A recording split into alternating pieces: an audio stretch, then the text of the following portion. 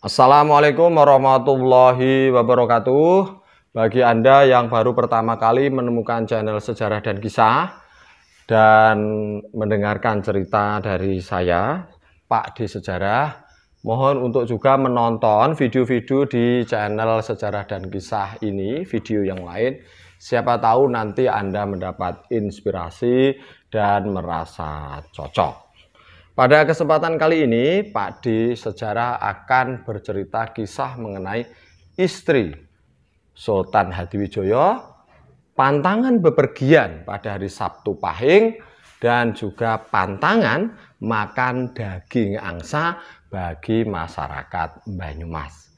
Selamat menyaksikan.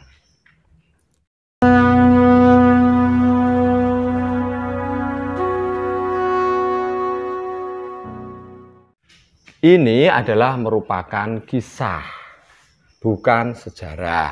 Pasti Anda paham maksudnya apa yang dimaksud dengan kisah.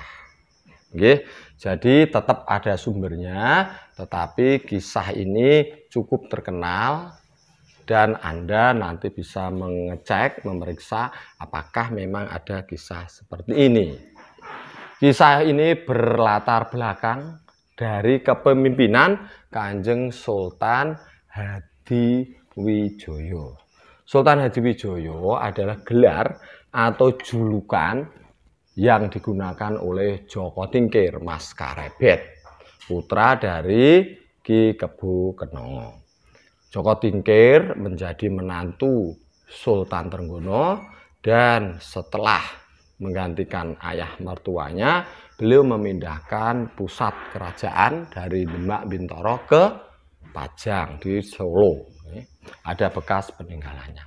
Nah, pada pemerintahan Sultan Hadiwijaya ini, beliau itu menurut kisah ini menginginkan banyak sekali peloro-loro. Peloro-loro itu adalah perempuan-perempuan yang akan dijadikan selir istrinya. Tetapi status perempuan-perempuan atau wanita ini masih belum balik, belum haid, masih kecil. Maka banyak dari adipati-adipati di bawah kekuasaan Pajang yang menyerahkan putrinya, keponakannya, saudaranya untuk disetor, diberikan kepada Sultan Hadiwijaya untuk menjadi peloro-peloro. Salah satu dari bawahan kerajaan atau Kesultanan Pajang adalah Adipati Warga Utama I yang memerintah di Wirasaba. Wirasaba sendiri meliputi daerah kalau sekarang itu adalah Banyumas, Cilacap, Banjarnegara, dan Purbalingga. Adipati Warga Utama I berniat memberikan putrinya yang bernama Raden Roro Sukartiyah. Sebenarnya Raden Roro Sukartiyah sudah diperistri oleh Raden Bagus Sukro. Ada yang menyebut Raden Bagus Mangun. Raden Bagus Sukro sendiri merupakan putra dari Ki Demang Toyorekso. Ki Demang Toyorekso adalah adik kandung dari Adipati Warga Utama I. Jangan bingung, kakak beradik berbesanan. Raden Roro Sukartiyah dan Raden Bagus Mangun sepupu. Karena menyadari bahwa pernikahan itu melanggar pantangan, sepupu ya, melanggar pantangan sepupu, maka Adipati Warga Utama I dan Ki Demang Toyorekso rembugan, mengadakan pembicaraan dan kedua orang itu lalu diceraikan. Sepupu kok melanggar bagaimana Pak D? Pak D mengetahui, jadi begini, kalau sepupuan itu yang lebih tua pernah wanita itu boleh. Jadi misalnya ada cowok pria menikahi Mbak Yu sepupunya itu boleh. Pak D mengetahui itu ada, tetapi karena ini statusnya Raden Bagus Mangun menikahi adik sepupunya itu memang di sekitar yang Pak dikenal juga tidak diperbolehkan. Tapi begitu kisahnya, jadi akhirnya mereka bercerai. Artinya Raden Roro Soekartija menjadi Rondo Koblo. Namanya Rondo Koblo itu janda tetapi masih perawan, belum disentuh oleh Raden Bagus Mangun. Ada yang menyebut Raden Bagus Sukro. Maka pada hari Sabtu Pahing, Adipati Warga-Utama I berangkat bersama Raden Roro Soekartija dan pengiringnya ke Pajang untuk menyerahkan Raden Roro Soekartija. Sudah diterima Sultan Hadiwijaya, mereka lalu melanjutkan atau kembali pulang ke Wirosobo. Mendengar Adipati Warga-Utama I menyerahkan Raden Roro Soekartija, Raden Bagus Mangun marah. Kenapa marah, Pak D? Ceritanya, kisahnya begitu. Kemungkinan marahnya, merasa belum diberitahu bahwa mereka bercerai, atau merasa belum positif bercerai, atau entah, yang jelas marah seolah-olah tidak terima. Kemudian Raden Bagus Mangun atau Sukro itu ke Pajang, lapor pada pengawal Sultan Hadiwijaya bahwa Raden Roro Soekartija yang merupakan istrinya diserahkan kepada Sultan sebagai peloro-loro. Pengawal kemudian lapor kepada Sultan Hadiwijaya. Karena percaya pada pengawalnya dan tanpa melakukan konfirmasi, Sultan Hadiwijaya lalu mengirimkan 3 utusan untuk menghukum mati Adipati Warga-Utama yang sedang dalam perjalanan pulang. Ke Wirosobo. 3 utusan itu menyusul rombongan Adipati Warga-Utama I. Setelah mengirim 3 utusan itu, baru Sultan Hadiwijaya menanyakan kepada Raden Roro Soekartija.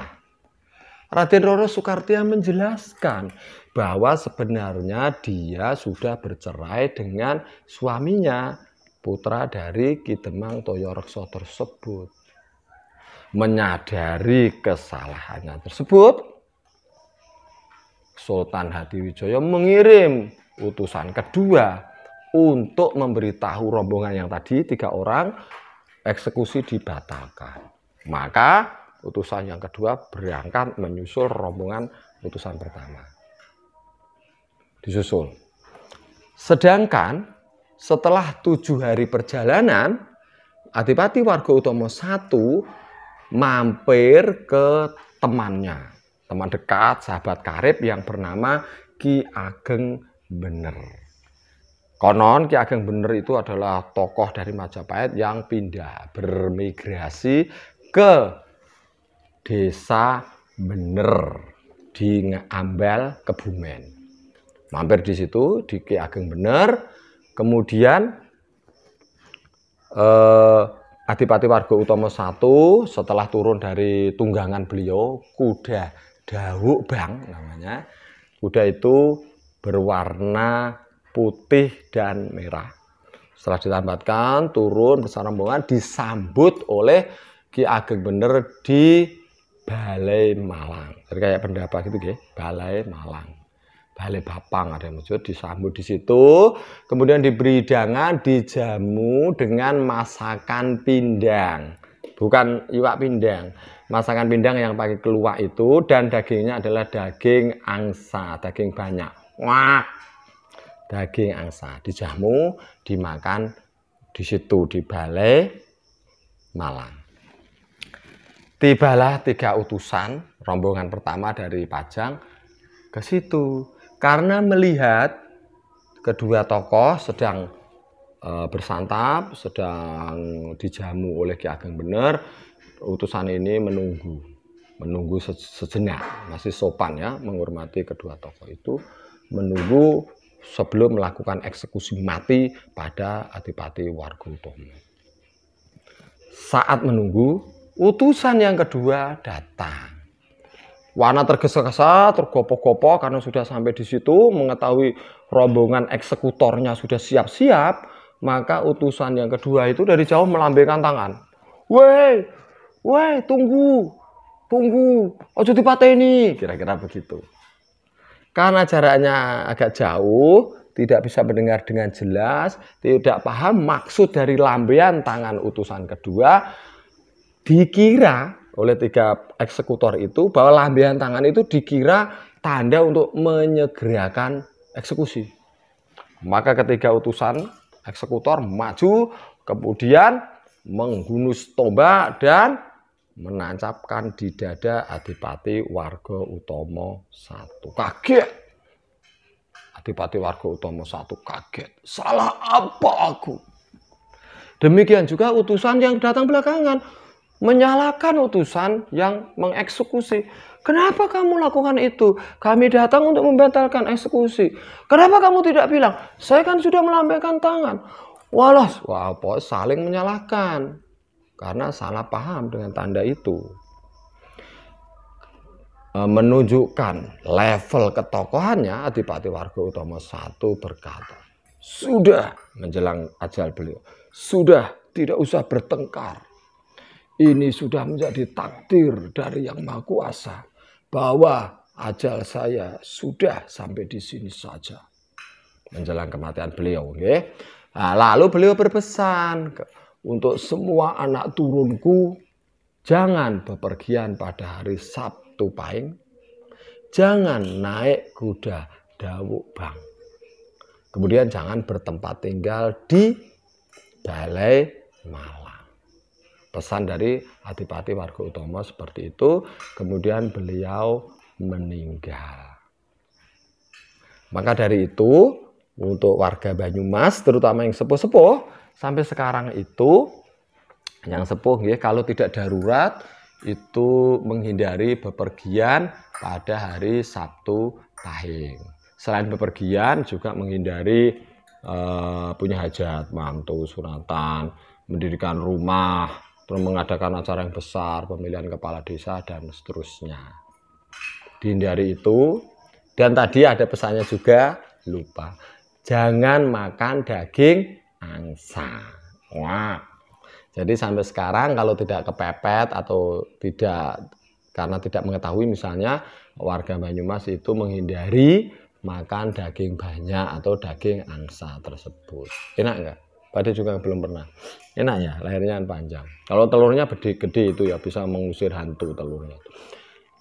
Jadi tidak berani makan daging angsa, tidak bepergian pada hari Sabtu Pahing. Makom daripada atau dari Adipati Warga-Utama I ada di Dukuh Pegiringan di Kelampok, Banjarnegara. Di situ juga ada singkat sejarahnya tertulis di situ yang kisahnya seperti ini. Begitu kisah mengenai istri selir Ki Ageng Sultan Hadiwijaya, kemudian pantangan bepergian pada hari Sabtu Pahing dan pantangan makan daging angsa bagi warga Banyumas. Ini bukan karangan Pak D senang, insya Allah bagus, menurut Pak D ya, ini sudah lancar lah. Mudah-mudahan lebih menarik, dan ini namanya kearifan lokal. Jadi tai ini Pak D yakin tidak ada yang sama, walaupun Pak D tidak mengecek ya, tidak mengecek satu persatu di channel, enggak. Jarang punya paketan, kalaupun ada buat nonton dangdut. Ya, enak ya. Jadi Pak D nggak ngecek, tapi Pak D yakin lah tidak banyak yang ini. Jadi misalnya tidak banyak yang menonton, mudah-mudahan tidak apa-apa. Jangan dipercaya penuh, tidak apa-apa. Kalau dipercaya itu monggo, wong tidak makan daging angsa juga nggak apa-apa. Kemudian Pak D hanya kalau ini kan kisah. Jadi kalau hilang itu kayak iman-iman, kita ada kisah yang betul. Silakan terutama warga Banyumas, Karesiden Banyumas untuk memberikan komentar benar atau tidak dan lain-lainnya. Pak Ade meyakinkan panjenengan semua, ini bukan karangan, tidak merendahkan siapapun. Bukalah pikiran kita, kisahnya yang Pak Ade ketahui memang seperti ini. Terima kasih sudah menonton channel Sejarah dan Kisah. Saya Pak Ade Sejarah, mohon maaf yang sebesar-besarnya. Wabillahi taufiq wal hidayah. Assalamualaikum warahmatullahi wabarakatuh.